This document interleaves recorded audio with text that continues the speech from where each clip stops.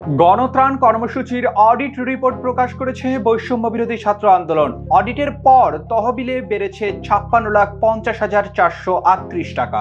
কোথায় যাবে এই টাকা আর তহবিলে টাকা বেড়ে যাওয়ার কারণই বা কি? ঢাকা বিশ্ববিদ্যালয়ে টিএসসিতে বন্যার্থদের জন্য গণত্রাণ কর্মসূচিতে সংগৃহীত 9,51,51,213 টাকা দুটি ব্যাংক অ্যাকাউন্টে সংরক্ষিত আছে। এর মধ্যে 8 কোটি টাকা ত্রাণ মন্ত্রণালয়ের মাধ্যমে প্রধান উপদেষ্টার ত্রাণ তহবিলে জমা দেওয়া হবে বলে জানিয়েছে বৈষম্য বিরোধী ছাত্র আন্দোলন। বাকি টাকা উত্তরবঙ্গের বন্যা দুর্গত এলাকায় ব্যয় করা হবে। আর অবশিষ্ট টাকার অমিলের বিষয়ে জানতে চাইলে সমন্বয়ক হাসনাত আব্দুল্লাহ বলেন, আমাদের আগের হিসাব 4 সেপ্টেম্বরের মধ্যেই সীমাবদ্ধ ছিল, কিন্তু এরপরও আমাদের কাছে বিভিন্নভাবে অর্থ এসেছে যেগুলো অডিটে যোগ হয়েছে।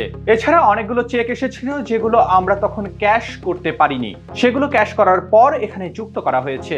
হাসনাত আরো বলেন, অনেকে বৈষম্য বিরোধী ছাত্র আন্দোলনের নামে চেক দিয়েছিলেন, কিন্তু তখনও এই নামে আমাদের কোনো ব্যাংক অ্যাকাউন্ট ছিল না। এদিকে ত্রাণ সংগ্রহ কার্যক্রমে কোনো ধরনের অস্বচ্ছতা পাওয়া যায়নি বলে জানান চার্টার্ড অ্যাকাউন্টেন্ট আজিজ হালিম খায়ের চৌধুরী ও অডিটর গোলাম ফজলুল কবির। সংবাদ সম্মেলনে তারা বলেন, মোট 11,69,84,420 টাকার তহবিল সংগ্রহ হয়েছিল। এর মধ্যে 9,85,15,425 টাকা নগদ এবং বাকি টাকা mobile banking, price bond, dollar ও অন্যান্য মাধ্যমে আসে। এর মধ্যে মোট খরচ হয়েছে 1,78,33,207 টাকা।